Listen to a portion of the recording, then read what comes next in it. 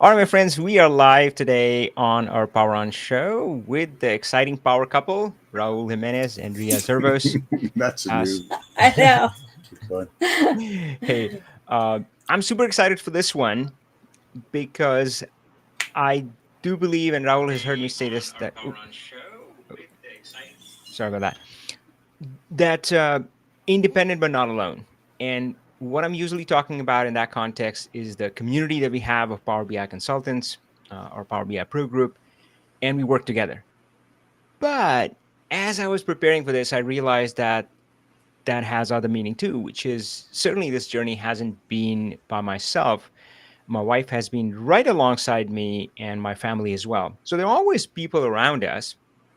But Raul and Ria are certainly unique in that situation that they're both running their independent businesses as they pursue this life of freedom.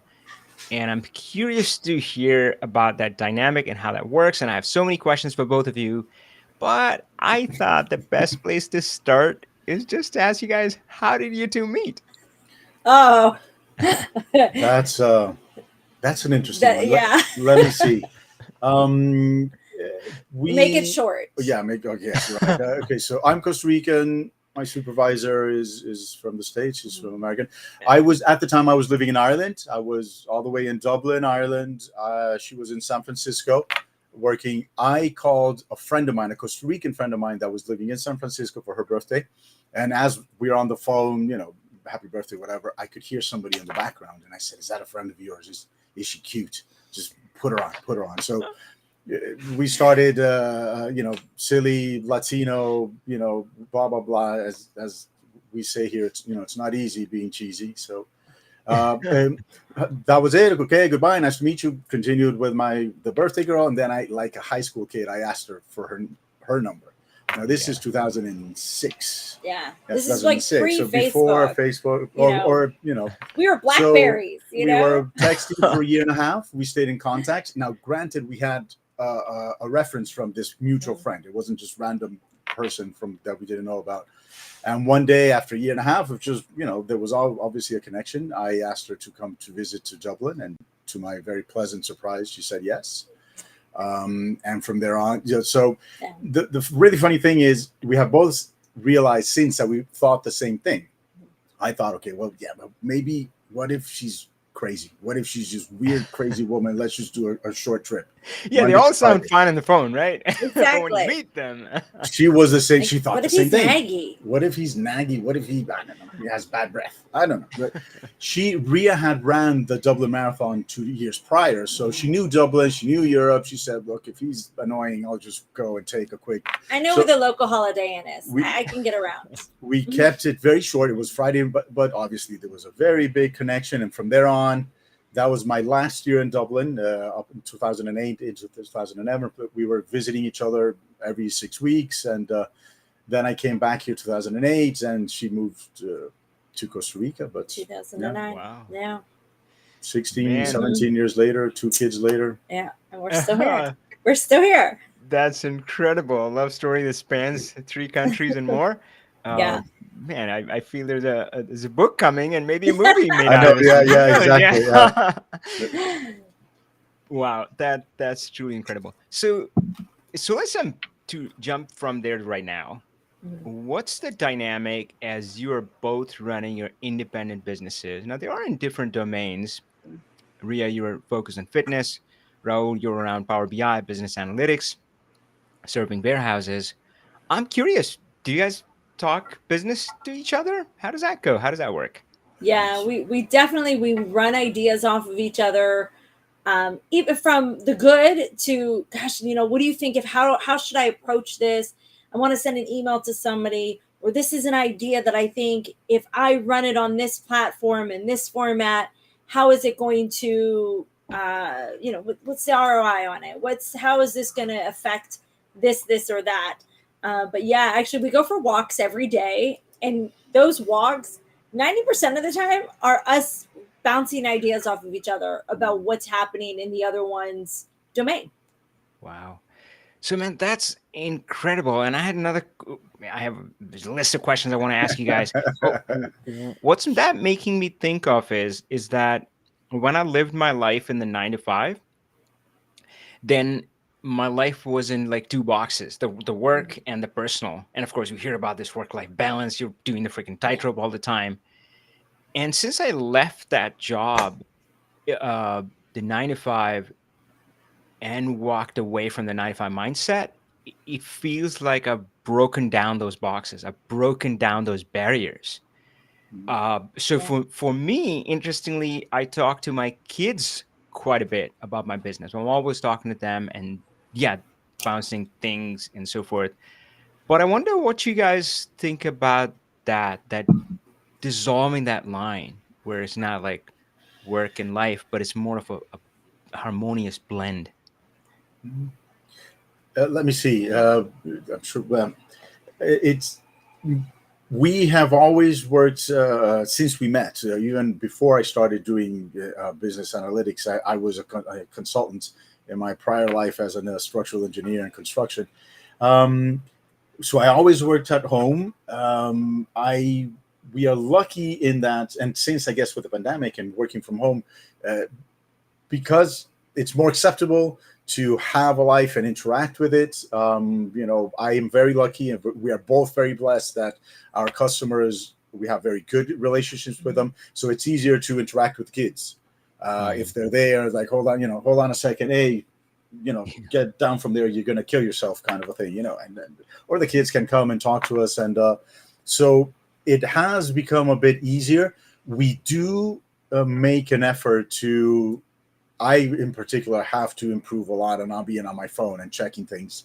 But we do try to have some time that is no work. But we do, as Ria was saying, when we go for a walk every day, for walks, one or two, we'll be talking about business and talking about crazy stuff and what do we have to do next week with the kids. So it kind of it is all in there. The fact that we're at home, it's not so much we're in the office and we have to work. Yeah. It doesn't feel as heavy as And I have to Love say, for that. me, I've really worked from home or independent. Even when I was in San Francisco and I'd be bouncing around from club to club, I was always at home. So, Mhm. but when my one of my dearest mentors, when he passed away, for me, it was a real wake up call to be like, I'm setting boundaries. When I'm done, I'm Yeah. done. Like, that's it. Like, my business doesn't control my life. It goes around my life, but my life, it doesn't revolve around my work. So I'm really good. Like, I've set clear boundaries with my clients where I'm just like, you can message me. Absolutely. Please message me when ideas pop in your head. I want to hear them. Just Mhm. know that if you send that on a Sunday at 1 o'clock, you're more than likely not going to hear from me until Monday. And Wow. but I'm really, that's taken a lot of practice and discipline to be like, these are my very clear boundaries, Yeah. that have allowed me also to be very present with the kids, very, very present with them. But I also now have clients where if the kids get sick and I've got to run and go pick them up, they're so understanding. They're like, dude, don't worry, we'll reschedule. It's okay. Yeah. So it's choosing those clients as well. Wow, that's beautiful, and that's making me think of this idea that we talk about, where kind of reverse engineering your business. So earlier, my work was the biggest thing in my life, and my personal things, family, and all that. Tried to find the crevices and crannies in there, and now it's kind of the opposite. The life that I want, and I want to create the business that fits according to that, around it. and Hmm. that's what Yes. I'm hearing from you guys. So let me ask you. So I always say it's not about leaving the 9 to 5. It's about leaving the 9 to 5 mindset. Because if you Hmm. don't do that, you end up being an employee in your own company. And I'll tell you, I've experienced that. It sucks big time. Because, well, normally when your job sucks, you blame your boss, but now you're your own boss. So yeah, it's just you go round and round. So I think it's important to have that vision in mind. I'm curious to hear what would you say are your, not just the business values, but life values, or what's important for you that you're trying to create, that needs to be there. Ria, let's hear from you first. That's a loaded question. That's how I say it. Like, it's a loaded question. I think for us, Everybody tries, I want that time, that freedom.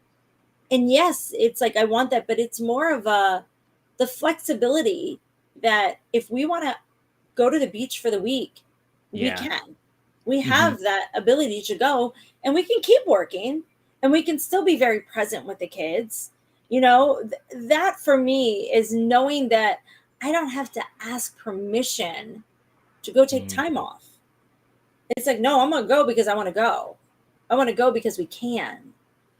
It's something like that is how I see, yes, the money and all of that is really nice, but on the flip side of that, it's like, I don't want Yeah. to be chained to it. I want to know that we have jobs that allow us this flexibility Hmm. to up and go when we want to go. Even if I just want to go to the park for an hour with the kids, Oh, it's that having is that. so beautiful. That is the biggest thing that we I feel that we both feel and that we benefit from it. So the freedom to be the two of us, be here, something that isn't in itself directly business related. Obviously, it Mm. is, and it allows us to meet like minded people, and but you know what I mean. It's like, well, we're doing this, and we had a walk earlier, and in a while we might go do something else, and take the kids to football and to singing lessons, and we do it, and we go back and forth. So the freedom Mhm. is one of the main things. So the life that we want is that. It's not Yeah. so much that we want we want a house and the beach. No, we Yeah. don't need that. We can take trips to the beach. I got to pay taxes on that, so I'm good renting it. I'm fine. Wow, man, there's so much there, and certainly a lot of it is resonating with me. For one, that's what I heard you say, Ria, and Raul, you second that as well. That I feel like when I was starting out on the journey, and I feel as a lot of people, they're thinking about this path, they're focused on the big things. And again, no judgment there. I mean, yeah, a lot of people are Mhm. focused on that big house and the beach thing or something, right? But what has been the most meaningful for me has been the small things. Yeah. Right? Just taking that time to play with the kids. I just dropped off my daughter in the morning. She missed her school bus and it was no big deal. I was like, yeah, okay, I'll drop you. And things like that. I always talk about, I think Raul has heard me, like helping my daughter with her math homework. It's yeah. So I think the small things have mattered so much more. Ria, tell me more about this idea for asking for permission. Because I think, again, we're talking about not leaving the 9 to 5, but the 9 to 5 mindset. I think the 9 to 5 mindset a bit was that I was always looking for permission from others. Mhm. And I Yeah. see people, and I know now you help other professionals walk on this path to creating Mhm. their own business, getting that freedom, getting that abundance. But sometimes I talk to those people, and they're like still looking for permission. And Yeah. sometimes it turned to me. It's like they want me to give them permission, say, yeah, yes, you are qualified to do this. And yes, you can do this. You deserve it. You're worth it. What's that shift like? And yet, I mean, did you go through that shift? Do you help the people that you work with try to make that shift? Yeah, so I help my clients make that shift, to be honest. I help them make that shift because it's not an easy shift, because especially for fitness professionals, we are so used to starting at 5 o'clock in the morning and ending at 8 o'clock at night. We have all the 5 a.m. clients, and you got the stay at home moms, then you got the lunch, and then you have the after work people coming in. That basically we just live at a gym. And a lot of times we pride ourselves on this lifestyle of like, look at me, look at how long hours I work, and I choked all these people. But inside, they all want to go on vacation when their clients, when they want to go on vacation. So helping them learn that it's okay to not have to hustle so hard. Yes, Yeah. you have to do the work. Of course, you have to do the work, but you don't have to like drag yourself down for hours and hours on end when you have the right strategies of how to get yourself there. So helping them get out of that mindset of the 27 push. And because we're on our phones, and I deal mostly on Instagram, is teaching them they don't have to be on their phone 24/7. If anything, put the phone down, walk away, go out for a bike ride, do something for yourself. And 90% of the times when my clients actually do that and let go, they're going to come back to a message from somebody saying, hey, can I work with you? It's incredible. I go, but you've got to let go of the timeline. You've got to let go of the expectations of what you want to have happen. You just have to trust that you've done the work, you've put the content out there, that you are going to attract the people. But there is work involved, but it's just not that drawn out 5 a.m. to 9 p.m. hours. And it is teaching them how to let go of that. And it's not an easy one. It doesn't happen overnight for sure, but it is something that that I do have to coach them through. It's a lot of mindset shifts that we go through. And that is exactly the word that resonates with me, like the shift. So, and I think mindset is one of those things where it's not like math. You learned it, and now 2 + 2 is 4. It is like going to the gym. So I'm glad we're talking to a fitness expert here. So almost I have to remind myself to be aware of that and not fall into that trap again of working hard leads to more success. I was like, does it? Yeah. What's the alternative? That's great. So we heard from you about the business values of what's important for you guys. Now, of course, you got your adorable kids and family.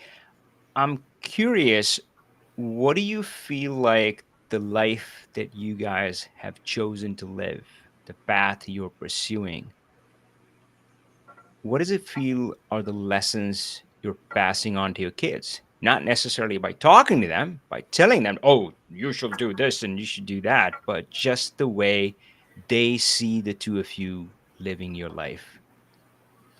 What do you think? I think we try and we do talk about it, and we do try to work as a team, and of our discipline and values, and we work as a team, showing them that you sometimes have to work hard. There are times, and so they see us working. The good thing is that they see us here because they see us like, hey, Daddy, can you come? My daughter does a lot of handcrafted stuff, and I've taught her how to do some bracelets, and she's learned some other ones. But they're like, okay, sweetie, give me 20 minutes, half an hour. And same with Ria, we'll do this. I'm finishing this. Remember what I was told you, and they know the clients and they know them by name. And is that for this person? Or sometimes what Ria was saying, we'll be at the beach. And they know that I'll get up. Ria gets up like at 4:30 in the morning every day.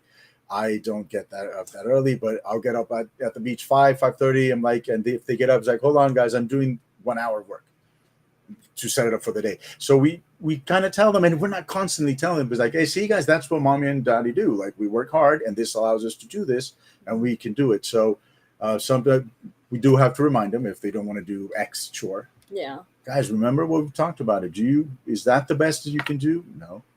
And, doing it in I don't know if organic is the word of saying it, but as you said, as opposed to just showing them, and they see it, and we feel that they have been taking it in, and they're still young. They're 9 and, well, actually 10. Yeah, 10. Sophia turned 10 last week. And 7.5, but they are taking it on board. I think they're getting a little bit of an entrepreneurial bug in them already. Because I always tell them, I go, you don't get paid because you cleaned your room. That's because you live in this house. I'm not giving you money for that. So let's find other ways. So my daughter's like, all right, I want to make jewelry. I'm gonna sell my jewelry. I want to have a lemonade stand. So she's taking classes. She wants to do a lemonade stand. My son's like, I'm going to make comic books. I'm like, that's it. Let's find other ways for you to have a business. And now it's teaching them that let's not spend it all on toys, but that's a whole other, other thing. Step at a time, yeah? Yeah, one step at a time. I've wanted to teach them about taxes by taking like half their ice cream. Ria won't let me, the concept of taxes, but they're learning, and they do. They do have their money, and they know that when we go to visit, we live in Costa Rica, when we go to the States to visit friends and family, guys, Yeah. save your money. Don't just spend it here, and you can buy toys or so. Yeah. We're passing it on to them, Yeah. hopefully correctly. Yeah. So, man, this is so incredible. So, Ria, I've heard Raul's story of being fired, being laid off on April 1st, Yeah. walking out with the Yes. box in hand. So, I've been laid off, but I didn't have to walk out with a box, thankfully. So, the classic layoff experience, he walks out with a box, comes home, tells Mhm. you he lost his job. What, and then of course you've seen his transition, you've seen his Yeah. journey to seeing him set up his independent business. I'm curious, what was your first reaction, and how have you felt about watching Raul go on this journey Actually, no, since no, then? I wasn't afraid of her reaction, but Okay.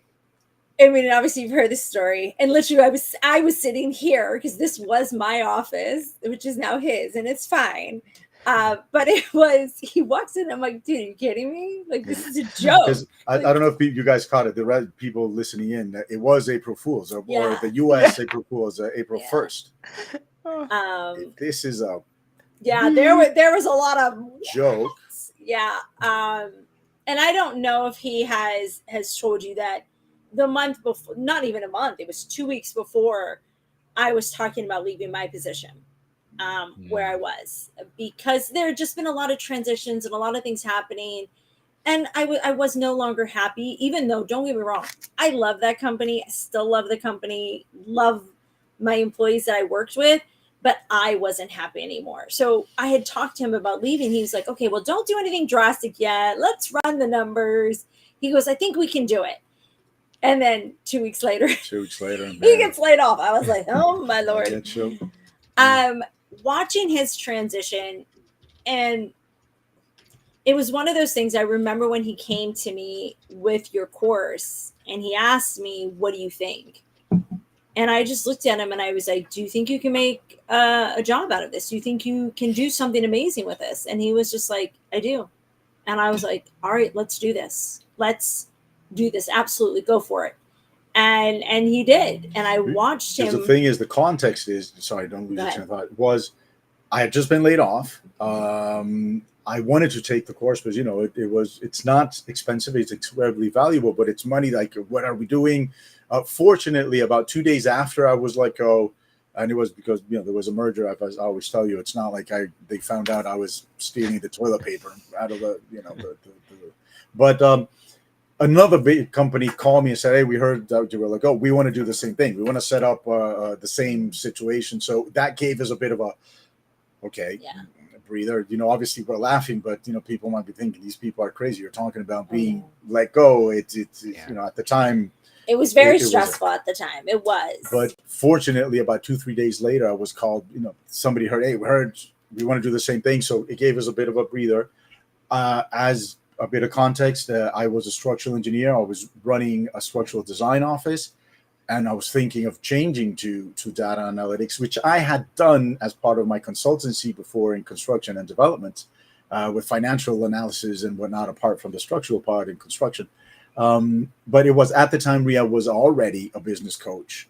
And she was like, okay, what's the ROI? Do you think XYZ? And I'm very blessed that she has that vision and that the support. Anybody else is like, what the hell are you talking about? Just get a job doing whatever. So that was a big blessing. And she has, along with you, Avi, because then I started working with you. This is 2019. This I've been not working with you. I've been having the blessing of being in your group and the consulting group for almost 5 years now. But she helped me also in thinking of you can do this. Yes, you can, and make the shift. That's incredible. Thanks so much. So, Raul, I want to ask you. So Ria, I wasn't sure whether Ria. I thought that Ria didn't have kind of corporate 9 to 5, but she kind of did. She talked about the fitness instructor and yeah. So, how has it been for you, Raul, to see her make that journey where she starts off fitness instructor, really qualified, running classes, and then as I understand from her career graph, she started helping running institutions, so fitness gyms and so forth, to run their group fitness programs. And then of course for the past several years now she's on to the next level where she's helping other fitness professionals grow their business, learn how to attract clients, grow their business. How has it been for you to witness that journey? Um, See, this is the part of the interview where you start. I'm so proud of her. No, you make us cry. No, no. It's been incredible. I know that sounds like it's just a canned answer, but it is incredible. And it's incredibly proud thing to see, and it makes me very happy to see how empowered and how sure of herself more and more she has become. Obviously, as we discuss, and we always discuss, and maybe imposter syndrome and everything that we do, sometimes creeps in for both of us, and we support each other. But thinking, and people think business and they think numbers. Ria, even though she, she cannot maybe do a 10 number sum, or run the numbers in her head. She has an incredible concept of business and the numbers, and like everything in life, you can use a calculator. But understanding the visual, the helicopter view she has of business, of not only the trade, the person, but when to put things out. Because she'll be like, no, Raul, this is because it's it's Christmas and people are thinking of this, or this is because it's Thanksgiving, or they're doing this, or blah blah blah blah. This is a time of year that when kids are off, the mothers are doing this, and the one. The Yeah. global thing. So what I'm getting at is her realizing, no, I know this shit. I know, sorry, I know this.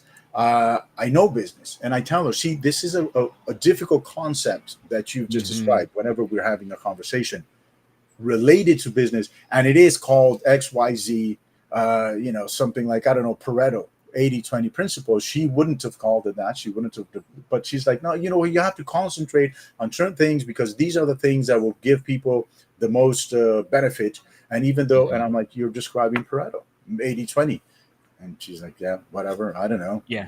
Call it whatever you want. So in short, incredibly proud and happy to see that she knows now, she realizes and she believes it because she's seen the results she gets for her clients. To help them get away from going to the gym, as you said, getting up at 4 because you have to be at the gym at 5 to open it, and you're covering for somebody, so you're leaving at 10 o'clock at night constantly. She helps them, so that's proud, happy, incredibly happy. That's great. So Raul, you touched on something which I definitely want to talk about. So we talked about business values or life values, which are truly important, and certainly they are a part of guiding principle for both of you. But as I was coming in, I was thinking about business principles, and the little bit that I've seen of the world, I feel that yep, you can take fitness, you can take Power BI, or any other industry domain or niche. I believe that business principles remain the same. How you attract customers and right and grow the business and so forth. So let's talk about that. And Ria, I want to start with you because that is kind of your main focus now. You're helping others build and grow the business. What are the key things that you ask them to focus on? If I was starting out my own business, and again, you can keep the example in the fitness industry because I know that would also apply to Power BI professionals or something else. But tell us about the key business principles you would want somebody who's starting out to focus on, to think about. Well, probably the first thing I would ask them is, what is their idea? Like, let me see if I can wrap my brain around what their idea is of what they want to do. And then who do they want to talk to? What is the problem they solve for somebody? Because once we have those three things together, we can develop anything. And then the way I focus on it with my clients now really is, how can we make this fit around your lifestyle as well? Okay. So Yeah. it's understanding your niche, understanding your ideal client. What is that idea that you have that we can break it down? Because we need to understand where somebody is starting and where do they want to go. Yeah. What are the steps in the middle? Now they don't need to know all the little nitty gritty in the middle, but you need Mhm. to, so that you can show up and talk about it. Because Yeah. Yeah. if you don't know how somebody gets from point A to point B, you're Yeah. basically throwing glitter in the air, and that's just going to go everywhere. So it doesn't make any sense. So we have to understand when somebody goes from point A to point B, and how do you know when they're ready to get to C? What are all of those steps? So when we break all of those down, we're able Mhm. to put a program together and serve it to our clients. But it's always best for your clients to tell them, what is the problem you solve? What is that big problem that they have? Yes. And Yes. tell them how you're going to solve it. And Man. a thing Yeah. that Raul, go ahead. a thing that I've learned from Ria is that a lot of times people don't know that they have that problem. Like you might want to you might want to do X. I wish I had X, and maybe from what you've seen in life and YouTube and TV or your friends, you think that by doing this one thing that'll solve it. It's like, no, actually, no. You need to do these other things, Mm. or this one other thing. This is how it'll it'll fix it, or it'll get you to it. So Yeah. sometimes sometimes people don't realize that they don't know. And also a thing that, okay, the clients don't know, and we as clients Yeah. they think something that we all know in our life, like something that we give for, they think it's a given. No, people know that. And you're just like, no, you know it because you as an expert know it. You have to realize, tell people. So a lot of times we don't tell people because we're Yes. like, no, obviously they see it. So who doesn't see that? And you're like, no, actually, most people don't say it. I was talking to my sister the other day, who's a specialist, an expert in change management. And we're trying to Mm. change manage. And a lot of the explaining or teaching is the problem that people that teach sometimes have is that they don't realize that they know that there was a knowledge, an extra knowledge, a special knowledge that they have that not everybody has. So people that Yes. know, but they don't know, they know, Aurora Chesh, Yeah. do I create personal? No, I've asked her to give it a try, and maybe I could do Not that. yet. We'll come back to questions. Aurora, that is a great question. But You know what? Let me man, add on to this really quick too, yes, this is because so good. we I, can't I always tell you, assume Avi, she is very good. we She's can't incredible. assume what the Mm. problem is. We have to go out and do that market research and ask them, what is the problem? What are they desiring? What is it they want? Yes. And then use Yes. those words. Because in the fitness world, if somebody says, I want to lose weight, I want to get toned, right? And Mm. you start going out saying, I'm going to help you build muscle, I'm going to help you get stronger, you just went over their head. They're not even going to listen to you. But if Yeah. you start intertwining those SEO words, those words of tone, and I want to lose weight, or if you're talking to a mom and it's like, hey, I just want to pull my jeans up, you're going to touch them and they're going to start watching you. You're going to connect with them. But if you start talking something that doesn't make sense, you're going to lose them. And so, yes, you have to teach them what they want and give them what they need. Yes. Yes. Oh boy. So if I had any doubts coming in, like the business principles are the same, everything that Ria is saying is just like washing over me like this awesome stuff.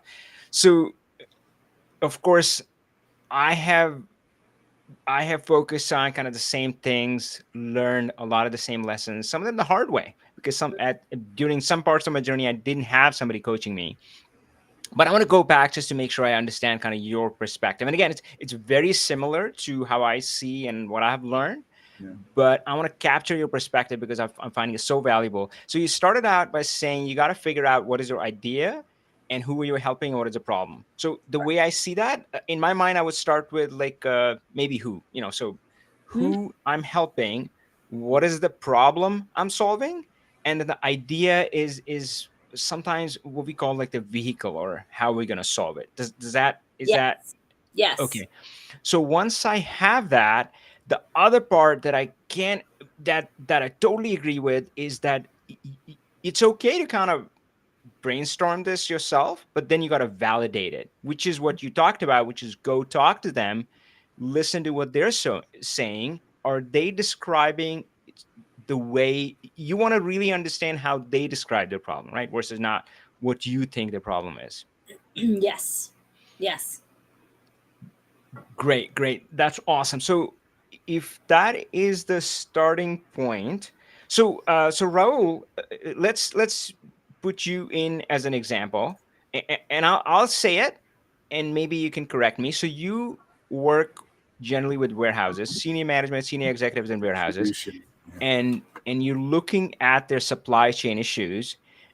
And I know one of the areas that you focus on is just having the right stock, the right items, and in the right amount, because otherwise they're just hemorrhaging money if they don't have that.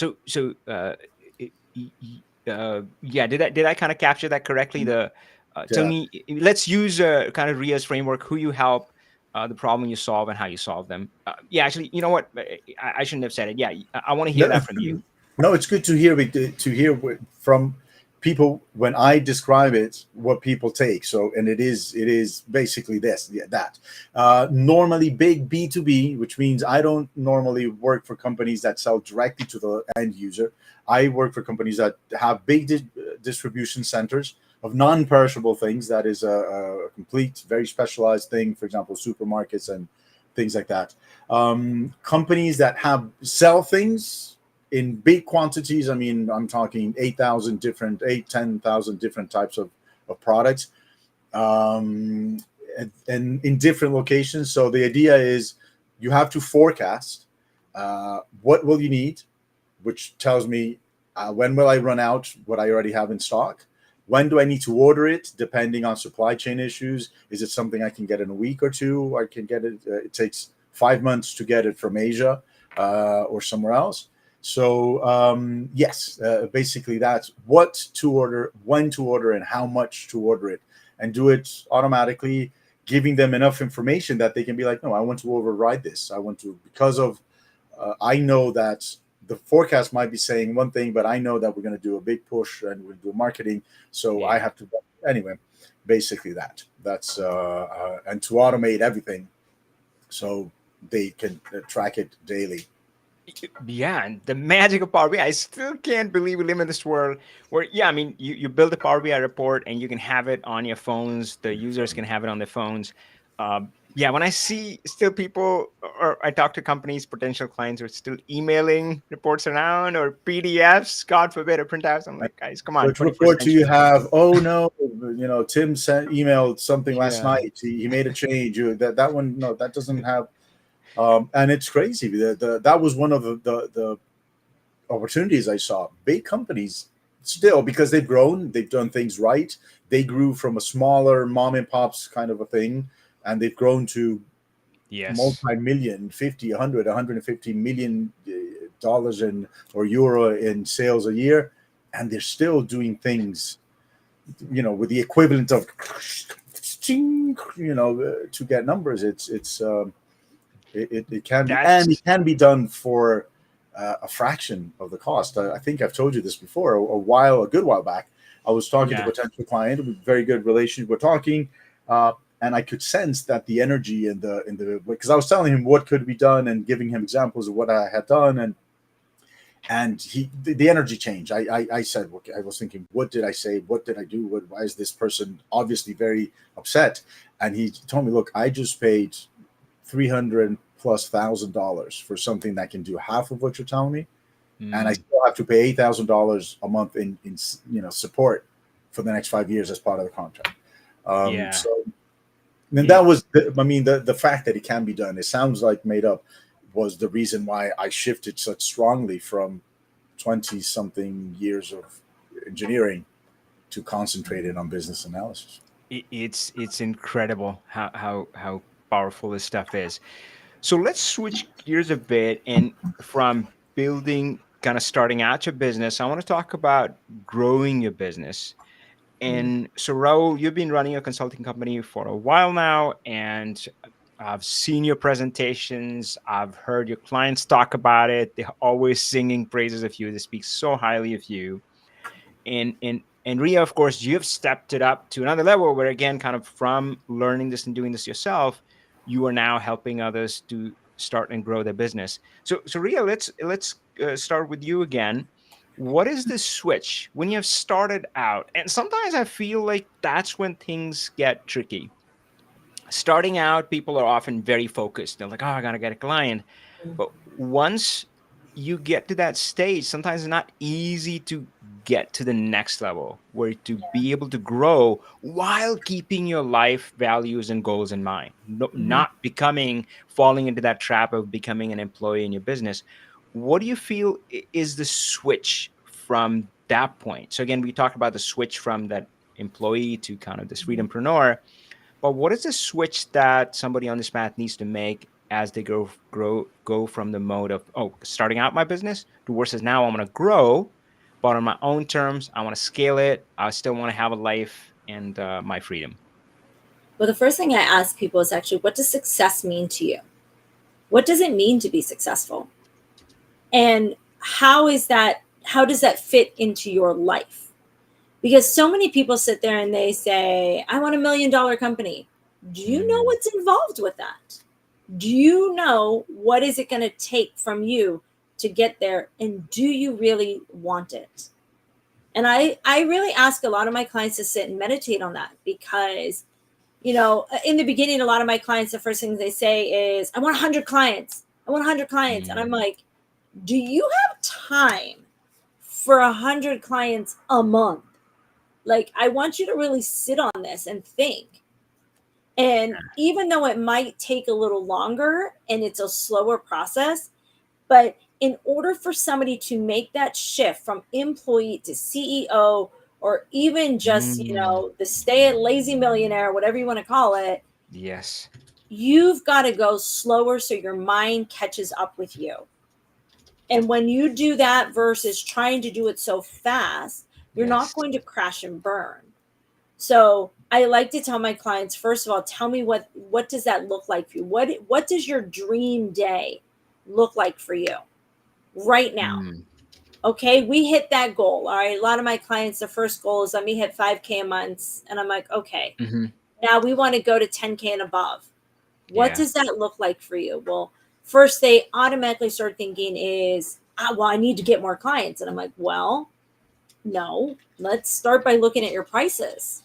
Hmm. And maybe that's the route we go first, is we start increasing our price first. Then we start looking Yes. at more of group programs because you can take in more people. But I always tell them, be realistic with how many people you can handle so you can still give people the customer service they want. And then we want to look at growing into evergreen programs. And that's kind of the last one, because that Hmm. one is you testing out everything you've done before and it works. You've got the testimonials to back it for Yeah. you to go into that evergreen program.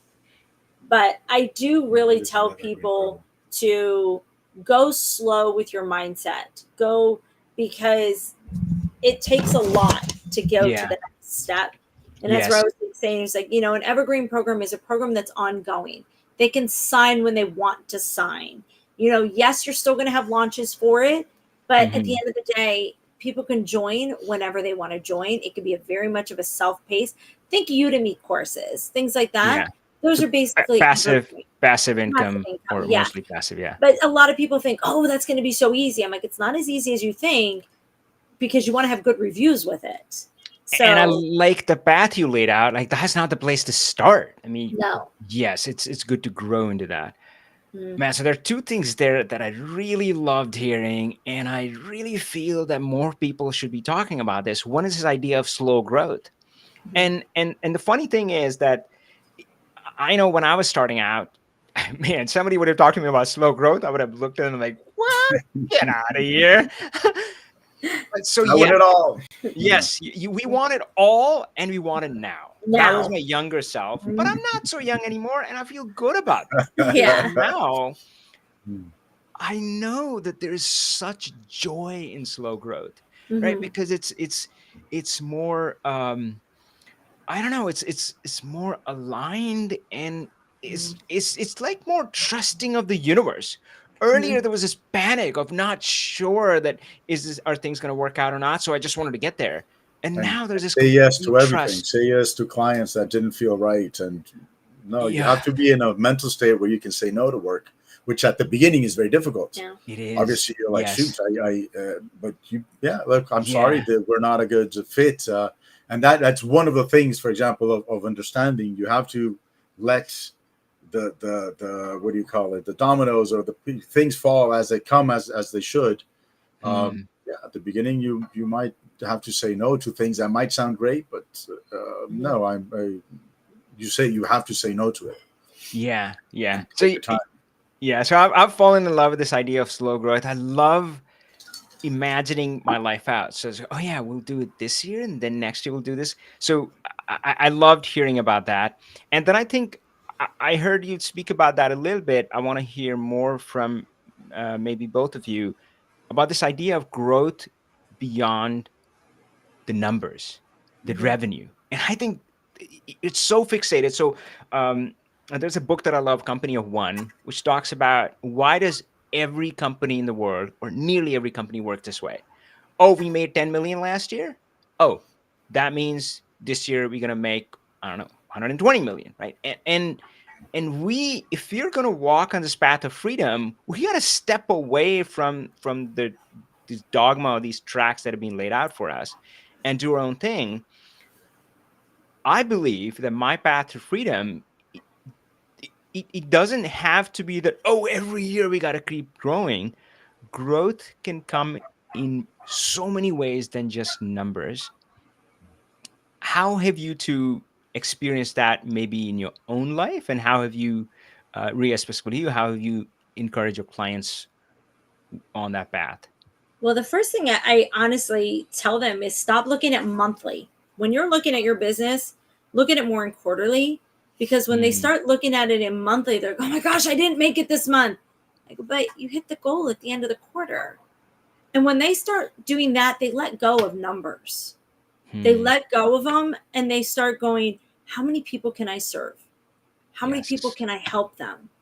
How can I change people's lives? Because I deal with fitness people. We're dealing with, they're helping people with their health, their livelihood, so that alone is how I help them. Now, personally, that was the shift I made for myself, was letting go of the monthly and looking more at the quarterly, so that I can sit there and go, well, I really, not that I don't care what I make this month, but it's like I can let it go and not hold on to it. And be like, okay, who did I help this month?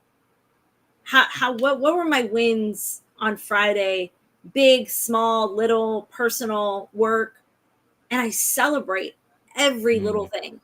Every little thing I will celebrate with my clients, so that they enjoy the journey. Because if you're not enjoying this path of entrepreneurship, it's going to be really rough. And if you're only focused on the money, you're going to burn out really fast. Or I've heard stories where people got there and it was empty, right? They made that $1 million company and they realized that your life didn't change. Whatever self-doubt or things that they had going on. Yeah, it can be an empty goal. If that's all you're chasing, then I think it can be very disappointing. You know what they say, be careful what you wish for. So wish for more. Money is great, but make sure what's important in your life. And of course, Ria talked about that earlier. So Raul, I want to switch to you. And I didn't have this question written down, but I think what I want to ask you is that what Ria said about who can I serve? And you probably heard me talk about this, that's been my go-to question to pull me out of this imposter syndrome, which I have struggled with.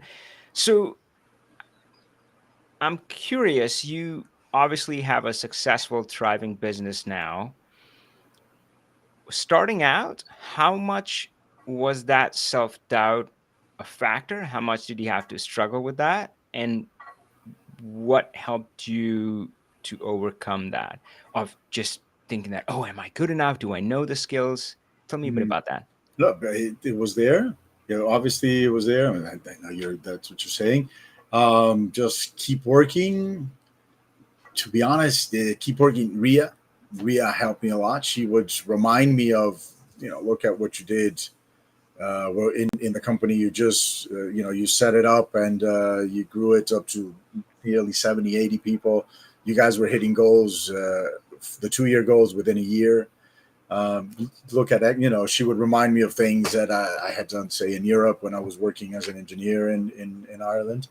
But you have to continually think about it. I do think that at the beginning, maybe a bit of the imposter syndrome helped me because it pushed me hard to study more, to learn more, to constantly learn and read more.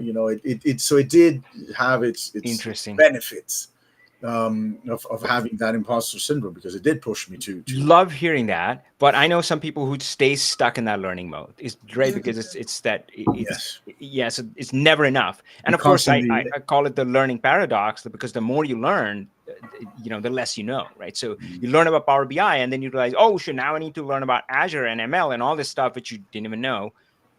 What is the balance there? I've learned to, and all my life I was like that, and studying a million different things, and always trying to learn more, and I realized you end up becoming a jack of all trades but master of none. And you helped me a lot in telling me niche, and the panic was there the first 2 years. But Avi, what do you mean niche? And she would say it as well, because she tells her clients always niche down. And I didn't have one really.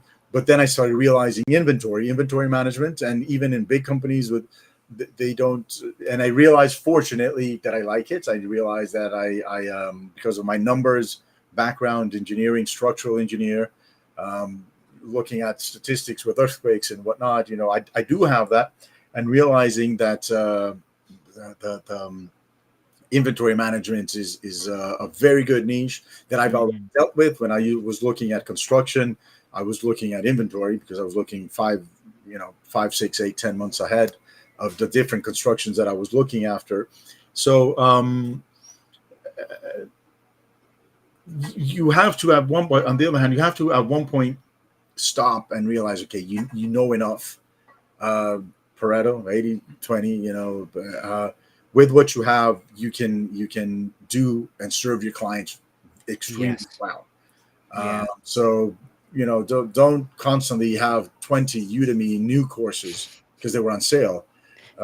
Don't constantly go for the next thing. So forecasting, I was looking at crazy things, and it actually was lucky in that certain courses that I took, the people mentioned, for example, Amazon try to overdo it, and they themselves realize, look, no, it doesn't make sense, and I've applied that in greater terms, as you're saying, getting into SQL and Azure and now new things, and look, have very strong core of knowledge of what you do. That'll show you. And then a thing that I learned and used to do even in construction was growing. Okay, like, maybe I now have to hire somebody to do electrical engineering. Now I have to hire somebody to do pumps and water. And now I have to no. What I had learned was developed a very strong core of connections, for example, in your group. And when somebody gets stuck, it's like, I know that guy knows this guy knows that. So having a very good, strong group with strategic alliances has helped me to, like, no, I don't need to learn everything. I can ask somebody that has already spent the hours doing that, and I can help in turn. I can help them in the things that I have learned. Abby, one of the things I tell my clients is if you're one step ahead of somebody, you're already ahead. One step ahead, you're ahead of somebody. Take the messy action. Doesn't have to be like full on mess, but take the action. Take action. Yes, can't agree more. The biggest thing is that's holding people back is not taking action. That's for take the messy action. Sorry, I'm always but I can learn that extra algorithm. I can learn that. Just start. do. Just start, just help people. Yeah, who can you help? And Ria, I love that so much. So of course, folks who have listened to my podcast, I start the first episode talking about my imposter syndrome, feeling not good enough, and I talk about the exact same thing where I was stuck kind of looking at the top of the pyramid and felt like I need to get there before I start sharing, teaching, and helping others. That's not true. In fact, the as Ria is saying, just look below, and the people who are one step or a few steps behind you, you can help them.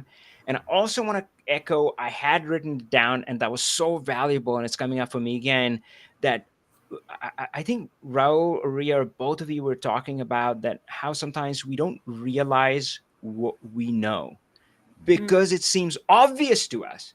And we go, what, this is going to help others?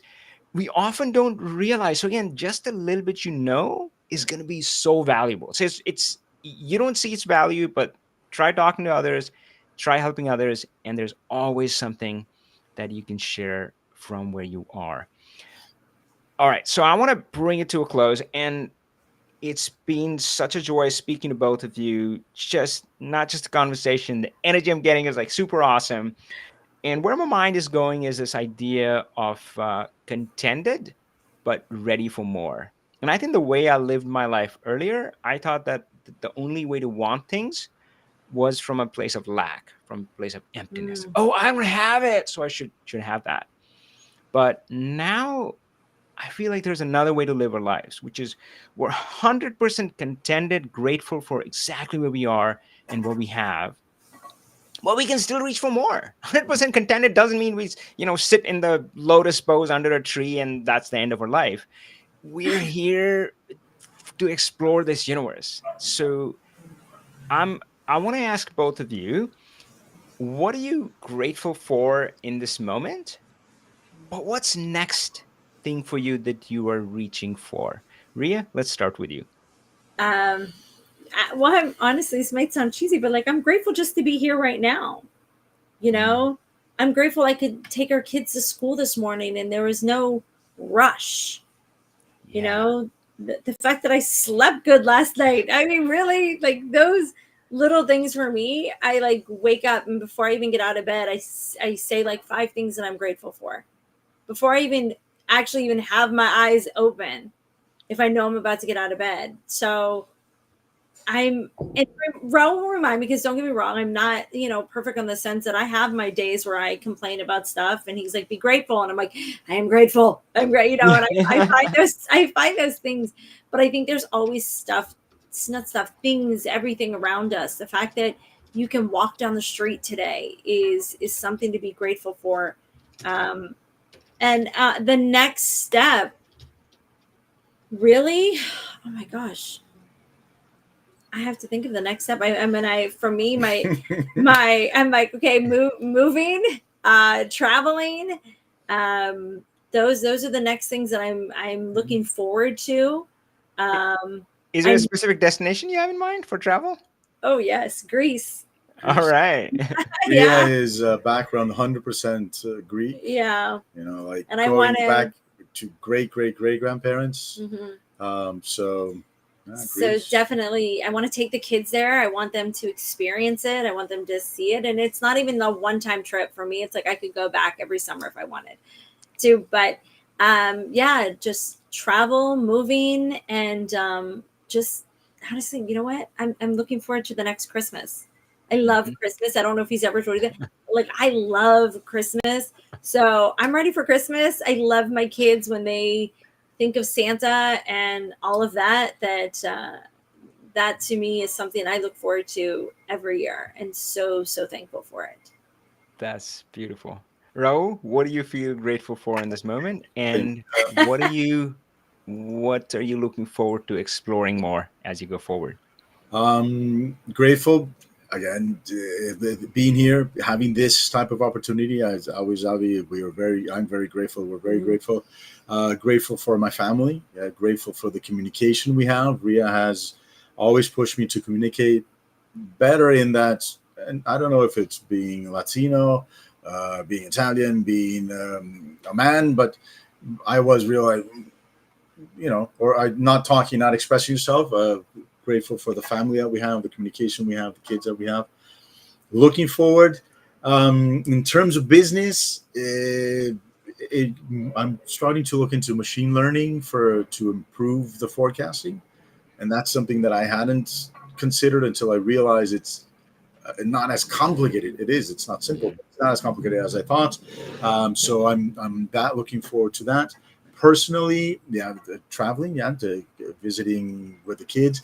When Ria says moving, we live in an apartment that I designed and built, the complex, about 9-10 years ago, when my previous life as an engineer, and as part of the business, we kept an apartment and we stayed here. We love it, but it's become too small. And we were going to move 6 years ago, and then we stayed a bit more, and then I was let go, and then pandemic hits, and at this point, moving. We're thinking we don't just want to rush because we don't want to buy. But we're staying in Costa Rica, staying in San Jose.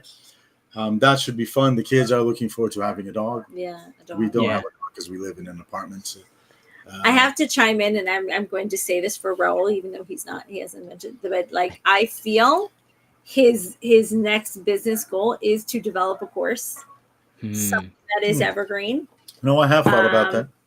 But this is a work in progress for him. And I have to say, even for my own business, is I am developing actually more into Pinterest, seeing the value and the benefits. So I'm teaching a lot of my clients. I'm looking forward to really expanding and growing that. Oh, wow, man, we could talk for another hour probably just on that. Maybe we will do that because there's so much there. I think it's the simplest. So folks, that's a good note to end on. And I'm going to link it to what Raul said. He talked about machine learning, and he said, it's not as hard as you think. And I think that's true for this freedom-preneur path as well. I know when I was not in it, when I was stuck in that corporate 9-to-5 job, this looked exotic. This looked like, it was for other people. And I would read the magazines and just and look at other things. Oh, yeah, good for them, but not for me. But it's not as hard as it looks. It's all figure outable. And like that word. Yeah, exactly. And so, and of course, I just want to thank Ria and Raul for sharing all the lessons today on this path. And I know it's going to inspire others to hopefully take that first step. Because again, it's not as hard. It's definitely figure outable. All right, folks, we will see you in the next one. Ria, Raul, thank you so much. Thank you, Avi. Thank you so much. Thank you very much. It was, as always, a pleasure. All right, folks, take care.